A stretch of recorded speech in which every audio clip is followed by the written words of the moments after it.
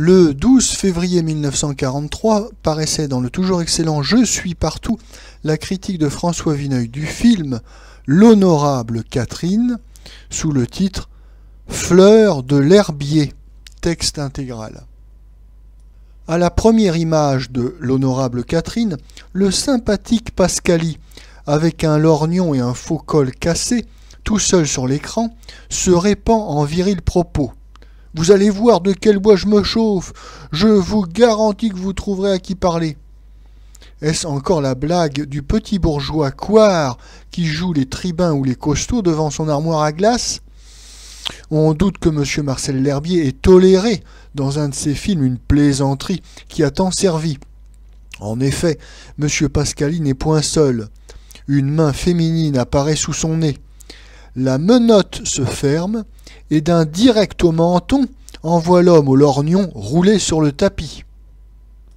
La personne qui possède un punch aussi précis est Madame Edwige Feuillère, sous les traits de l'Honorable Catherine. Nous comprenons vite qu'Honorable doit être mis ici par antiphrase.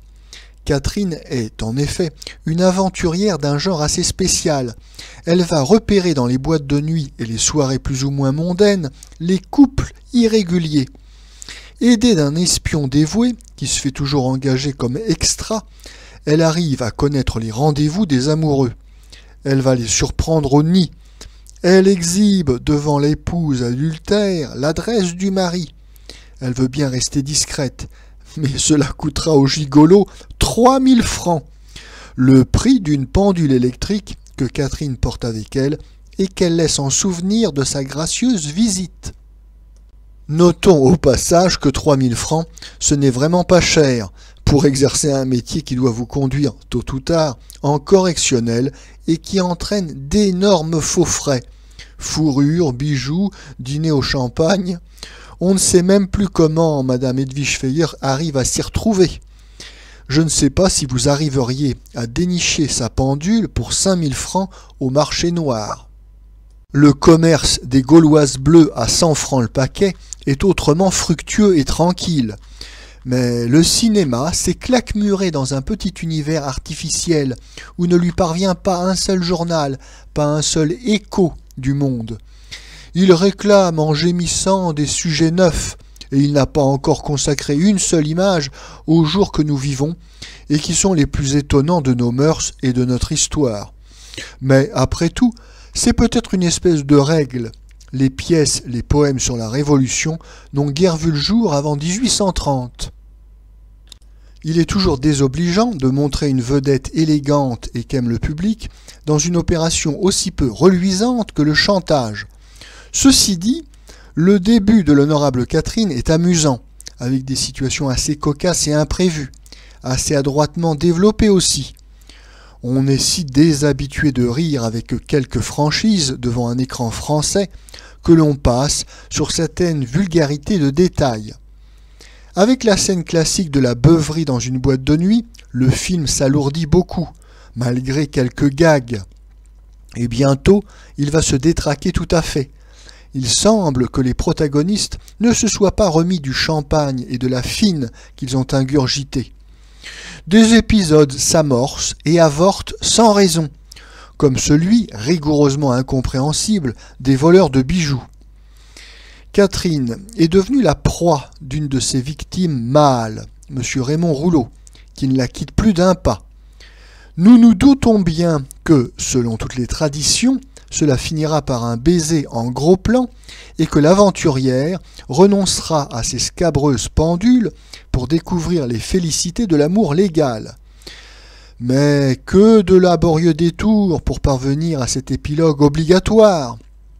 Les héros, après une nuit chez les gendarmes, se font véhiculer dans une guimbarde de bohémiens jusqu'à un emphatique château où M. Raymond Rouleau incarcère la belle Catherine.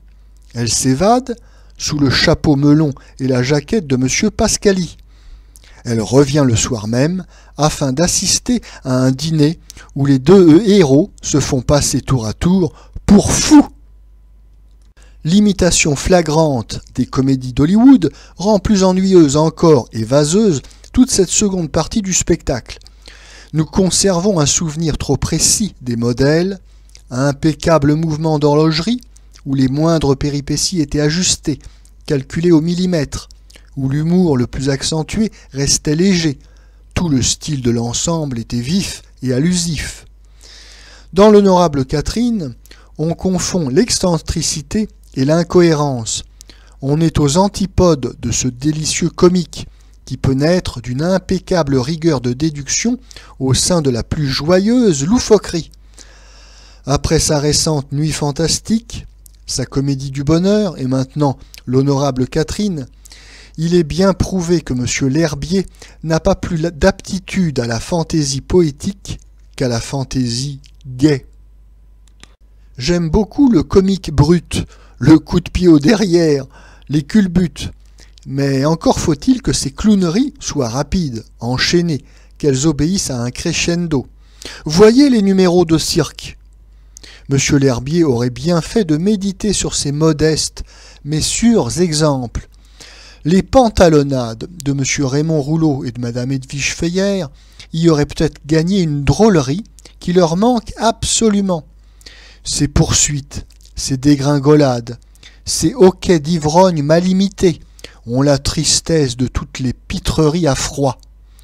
Et l'insistance que l'on y met devient tout à fait triviale. Il faut dire que ces deux acteurs étaient aussi mal désignés que possible pour des rôles comiques. Madame Edwige Feuillère est, sans doute, une charmante artiste, l'une des très rares qui possède chez nous la classe, l'aplomb indispensable dans un personnage comme Catherine, ou du moins comme la Catherine rêvée par les auteurs. Mais elle n'a aucune gaieté naturelle, elle ne s'amuse pas, elle force. On parle encore de je ne sais combien de millions engloutis dans l'Honorable Catherine. Je ne peux plus entendre sans humeur ces sempiternelles anecdotes. Il est un travail de cinéma qui coûte 30 sous d'encre et 10 francs de papier. C'est celui du découpage, où l'histoire est pensée en mouvement, où le film trouve réellement sa forme, qu'il suffit d'habiller ensuite dans la mise en scène. C'est le travail essentiel, c'est celui que l'on néglige le plus. Il est trop aisé de reconstituer l'historique de l'Honorable Catherine. On a eu l'idée d'un point de départ, on s'enthousiasme, on commence toutes les tractations financières et commerciales. Mais le jour de la réalisation arrivé, le scénario est encore à l'état d'ébauche, que pas un des interprètes ne connaît. On a 8 ou 10 pages de découpage. On s'aperçoit que si l'histoire débutait bien, on ne sait plus comment la continuer et surtout la finir. On tâtonne, on palabre à 10 ou 15, on se fâche. On fait défiler des dialoguistes pour leur acheter un peu de l'esprit qui fait si terriblement défaut dans les brouillons que l'on compulse. Les vedettes s'en mêlent, déclarent qu'elles ne se commettront pas dans de telles idioties, que ça les déshonore. Elles exigent des retouches. On s'affole, on s'énerve au milieu de la bousculade générale. On se livre à de ruineuses et vaseuses improvisations. On se lance dans 4 ou 5 directions sans trouver la bonne. Après des semaines et des semaines de ce gâchis, quand le budget ne peut plus supporter aucune rallonge, on bâcle n'importe quoi pour en finir. Rien d'étonnant à ce que l'on obtienne une mauvaise charge d'atelier, une mascarade sans queue ni tête. Le cinéma est parvenu à éliminer ses plus purs escrocs, mais il conserve des mœurs de gigolos écervelés. Il conviendrait cependant que les affaires d'une telle industrie fussent traitées avec un peu plus de sérieux que le lancement d'une boîte de nuit par une bande de zazous en train de dévorer quelques commissions du marché noir. On dit aussi que M. Marcel L'Herbier a toujours fait la petite bouche devant l'histoire de l'Honorable Catherine, qu'il l'a jugée indigne de lui.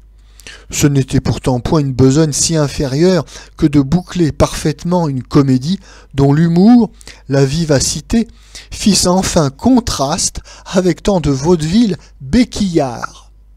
M. L'Herbier ne faisait point tellement le renchéri lorsqu'il œuvrait dans le pompiérisme maritime de la Porte du Large et autres mélots de plomb. Mais pour réussir l'Honorable Catherine, il lui aurait sans doute fallu plus de goût et d'imagination qu'il n'en a. Je n'ai pas dit grand-chose des interprètes de ce film parce que, hormis Monsieur Rouleau et Madame Feuillère, ils n'ont guère à figurer que des utilités, des silhouettes épisodiques. La composition de Monsieur Pascali, qui ne manque ni de talent ni même d'esprit, est beaucoup trop théâtrale. C'est encore le règne d'une production anarchique.